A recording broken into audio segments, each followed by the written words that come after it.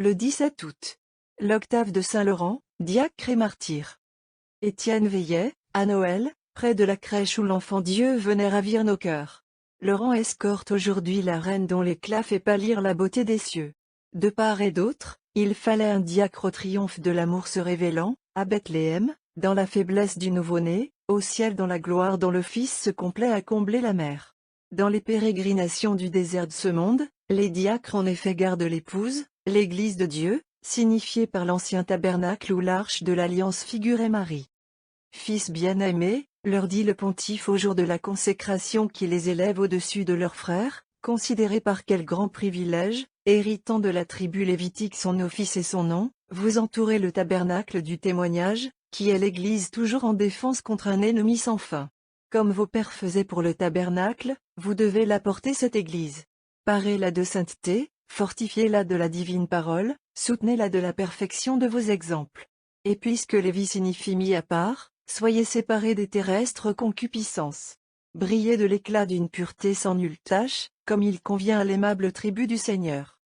Par ce dégagement de la terre qui constitue la vraie liberté, l'Église, libre elle aussi devant la synagogue esclave, revêt son lévite d'une grâce que ne connut pas le lévite ancien. De Laurent, comme il est écrit d'Étienne, il fut vrai de dire que son visage sembla celui d'un ange parmi les hommes.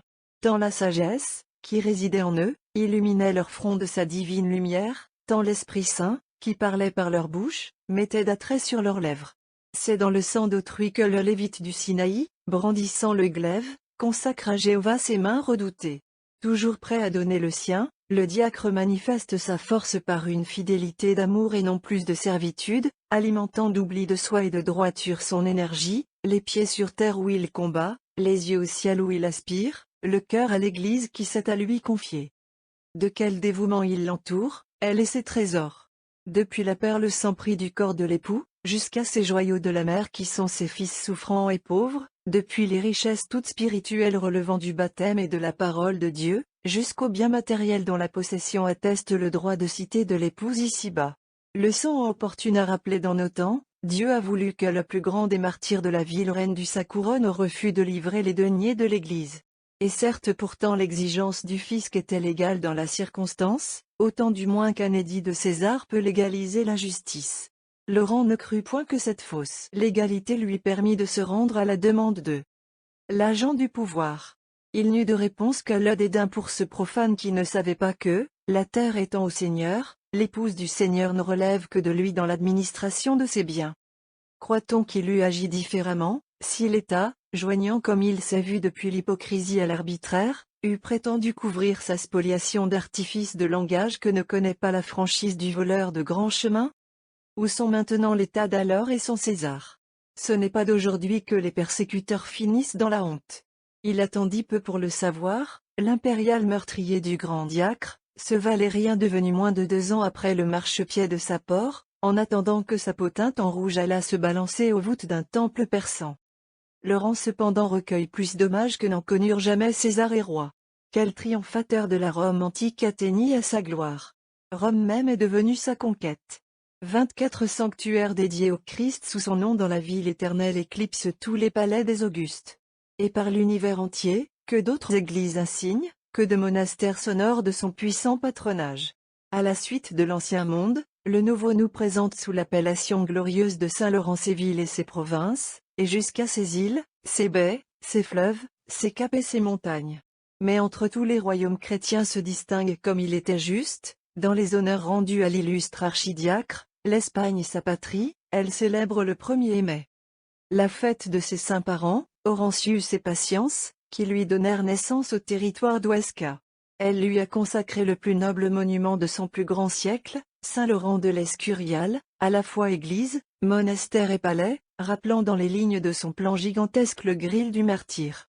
Pour nous, terminons cette octave avec la prière que formule aujourd'hui la mère commune, excitée dans votre Église, ô Dieu, l'Esprit dont le bienheureux diacre Laurent fut animé dans votre service, afin qu'en étant remplis nous-mêmes, nous fassions en sorte d'aimer ce qu'il a aimé et de pratiquer ce qu'il a enseigné.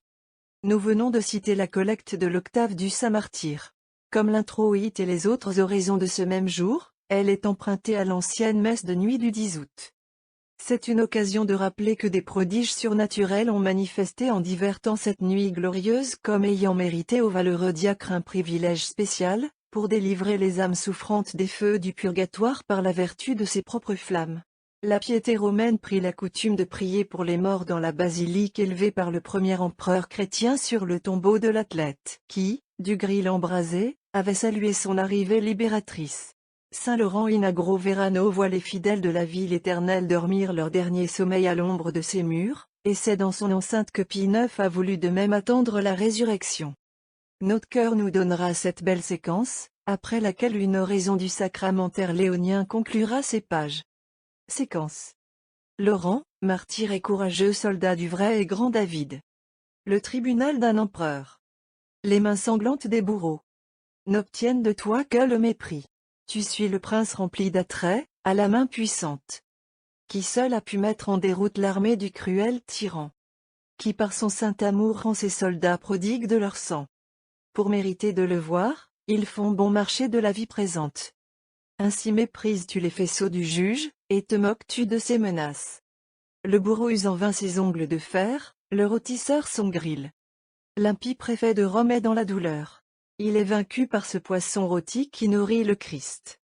Tandis que lui-même, convive du Seigneur, sera sasi avec lui du rayon de miel qui est l'espoir de la résurrection. 1.